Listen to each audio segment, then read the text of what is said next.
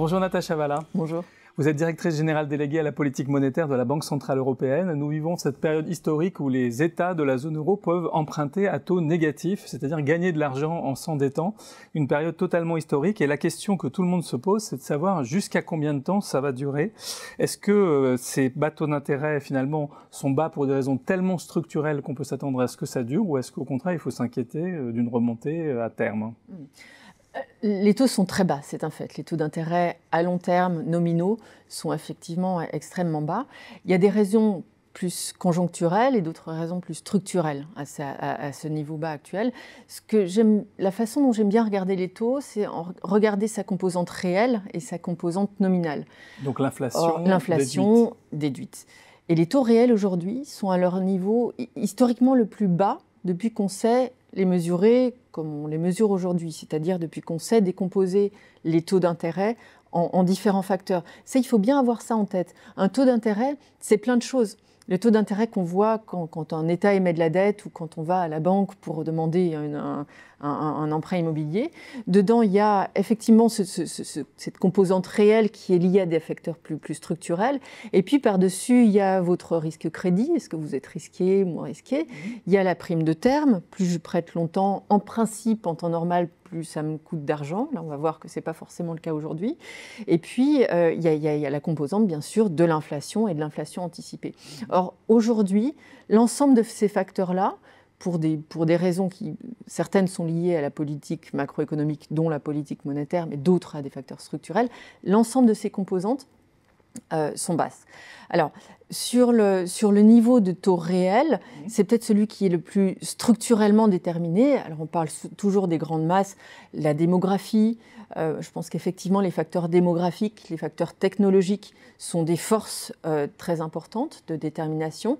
Et en corollaire de tout ça, il y a un état d'excès d'épargne mondiale qui a une tournure un petit peu nouvelle maintenant par rapport à ce qu'on a pu vivre il y a quelques décennies, parce qu'il y a certains pays qui sont effectivement structurellement excédentaires en termes de balance des paiements. Et donc ça génère mécaniquement un excès d'épargne qui doit aller s'investir quelque part. Donc il y a des grandes zones géographiques qui ont toujours été pourvoyeuses d'épargne, notamment la zone asiatique, le Moyen-Orient, mais il y a aussi aujourd'hui en Europe certains pays qui ont cette faculté-là.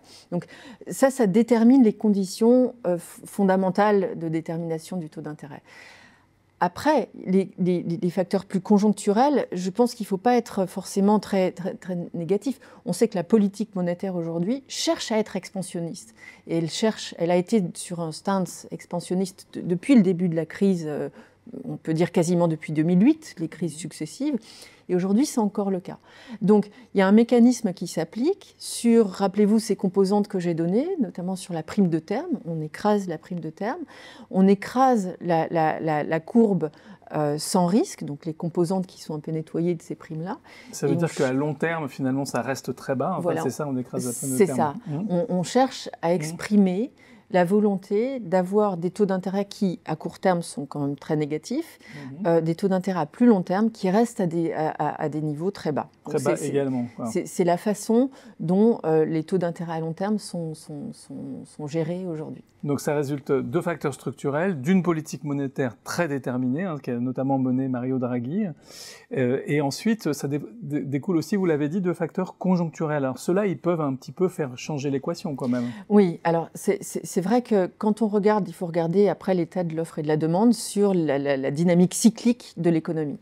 Or, sur l'économie européenne aujourd'hui, et ça c'est vraiment ce qui se passe dans les trimestres qu'on voit, c'est que quand on regarde l'économie domestique, le développement intérieur, en gros l'investissement des entreprises et la consommation des ménages, de façon agrégée pour la zone euro, les choses ne se passent pas si mal que ça. C'est-à-dire qu'on a une demande intérieure qui est plutôt bonne, on a des marchés du travail qui développent plutôt pas mal non plus, des dynamiques, que ce soit au niveau des dynamiques salariales. Alors ça ralentit un petit peu sur les derniers mois et trimestres, mais cet ensemble-là est de façon assez cohérente, plutôt porteur, j'allais dire. Après, il y a des choses qui se portent en faux par rapport à ça et qui sont des grands risques. Et ces grands risques, on n'a pas du tout envie qu'ils se matérialisent et on a envie de s'assurer contre leur matérialisation. Alors, ces grands risques, je dirais, ils sont de deux ordres. Il y a les grands chocs ou chocs potentiels internationaux. Donc, on a eu les hauts et les bas liés à la guerre commerciale. On a encore le Brexit qui, aujourd'hui, génère pas mal d'incertitudes. Ça, c'est un premier groupe. Et puis, le deuxième groupe, c'est plus une inconnue qu'un risque. C'est la compréhension ou le manque de compréhension qu'on a entre la dynamique salariale, la dynamique de formation des prix et l'inflation. On a des taux d'inflation réalisés qui sont bas, très bas, qui sont plus bas que l'objectif de la Banque centrale, d'où stimulation par la politique monétaire, alors qu'on aurait une activité réelle qui pourrait justifier des taux d'inflation plus hauts. Donc là, on a besoin d'une compréhension meilleure de ce qui se passe sur, par exemple, ce qu'on a la courbe de Phillips, de ces mécanismes qui sont dans la transmission des coûts et de la dynamique offre-demande sur le processus de formation des prix. Et ça reste en grande partie une énigme pour l'instant. Alors on essaye de comprendre, il y a des facteurs qui sont liés à l'analyse de la chaîne de valeur, qui sont liés à l'inertie, qui sont aussi liés aux dynamiques des facteurs les plus volatiles sur l'inflation, notamment l'indice général, enfin, des prix à la consommation. Mais bon, quand on regarde l'inflation, ce qu'on appelle l'inflation sous-jacente, c'est vrai que c'est un petit peu compliqué à expliquer. Donc voilà, il faut regarder ça de près. Je pense que sur l'inflation, et c'est peut-être le moment de le mentionner, il y a l'inflation réalisée, l'inflation telle qu'on peut l'anticiper dans les prévisions économiques, que ce soit celle des banques centrales, des institutions internationales ou des institutions privées. Mais il y a aussi les anticipations d'inflation que nous donnent les marchés et celles que nous donnent les enquêtes. Et ça, il faut avoir une vision, la compréhension la meilleure possible des facteurs qui déterminent ces anticipations d'inflation-là, parce qu'elles sont importantes pour les taux réalisés, les taux longs réalisés aujourd'hui, et donc pour la politique macroéconomique nécessaire pour gérer les circonstances conjoncturelles. Et vous voyez une divergence entre l'appréciation des marchés de l'économie réelle sur l'inflation à long terme? Alors, ce qu'on voit sur les anticipations d'inflation aujourd'hui, c'est intéressant parce qu'on a vu pendant longtemps, c'est-à-dire pendant de nombreux trimestres jusqu'à maintenant, jusqu'à très récemment, des anticipations d'inflation de marché qui se portaient un peu en deçà de ce qu'on voyait à travers les enquêtes d'inflation, notamment auprès des entreprises, des ménages aussi. Or, aujourd'hui, on se rend compte que les enquêtes, elles aussi, alors aux grandes dames des banques centrales, mais ça c'est un peu le travail qu'on doit effectuer, les taux d'inflation anticipés par le biais des enquêtes s'ajustent un peu à la baisse. Donc voilà, il faut comprendre ce qui, dans les prix de marché, dans les prix d'inflation anticipés de marché, relève de la dynamique pure de marché, relève de l'anticipation, j'allais dire, authentique, notamment, et c'est ce qui est sans doute le plus pertinent pour l'économie, par le biais des investisseurs de long terme, des investisseurs qui sont les grands pourvoyeurs d'épargne, donc pas seulement les banques, mais aussi les compagnies d'assurance, les fonds de pension, etc. Alors, si on se projette dans un scénario optimiste, qui serait par exemple des politiques budgétaires plus expansives, comme la BCE l'appelle de ses voeux en zone euro, finalement l'économie résiste bien, et aussi que ces incertitudes, la guerre commerciale, le Brexit, finalement se résolvent de la moins mauvaise des façons. Est-ce qu'il n'y a pas à ce moment-là un risque de hausse brutale des taux d'intérêt, puisque finalement tout s'arrangerait? Alors, ce scénario où les politiques budgétaires viendraient de concert avec la politique monétaire soutenir l'économie, on l'appelle de nos voeux collectivement. Je pense que personne aujourd'hui serait porté à dire que finalement on est bien dans un retrait un peu budgétaire. Donc c'est un point important. Au moment où les politiques monétaires ont fait beaucoup, où le taux actuel des taux d'intérêt bas, il faut bien comprendre que le potentiel de la politique budgétaire est très fort et il a un impact aussi sur le potentiel de la politique monétaire. Donc l'interaction compte aussi. Alors, si on se porte dans ce scénario où tout se passe bien et où les circonstances appellent une normalisation de la politique monétaire et budgétaire, pour le coup, je pense qu'il faut faire les choses avec beaucoup de prudence. C'est vrai que les sommes en jeu sont considérables. Les banques centrales ont accumulé des portefeuilles. Les banques centrales dans la zone euro sont parmi les plus gros portefeuilles de titres de titres d'actifs sûrs, enfin de dette publique sur le stock émis. Donc c'est des choses qu'il faut manipuler avec beaucoup de précaution. Je pense que toute normalisation, on peut la concevoir de différentes manières, la normalisation, et ce n'est pas le propos aujourd'hui. Mais il faut réfléchir à la normalisation sur la communication des taux. Je pense que c'est le levier, peut-être le premier levier. Et ensuite, il faut réfléchir à la normalisation sur le volume des portefeuilles, sur le volume des achats nets de titres, puisqu'on est revenu aujourd'hui, depuis le mois de septembre, à des achats nets positifs de titres. Avec des réinvestissements, mais aussi des nouveaux achats. Des nouveaux achats. Donc ça, c'est des 20 choses milliards d'euros par mois. Par mois, avec un horizon qui n'est pas encore fermé. Donc ces ajustements-là, ils se feront forcément de la façon la plus graduelle possible, ce qui est la logique d'intervention depuis le départ d'ailleurs, pour être la plus neutre possible en matière d'impact de marché. Et donc empêcher un krach obligataire. Empêcher des ajustements trop massifs au niveau des prix des actifs obligataires, et donc au niveau des taux d'intérêt, et donc au niveau de la valorisation des portefeuilles de ceux qui détiennent ces titres.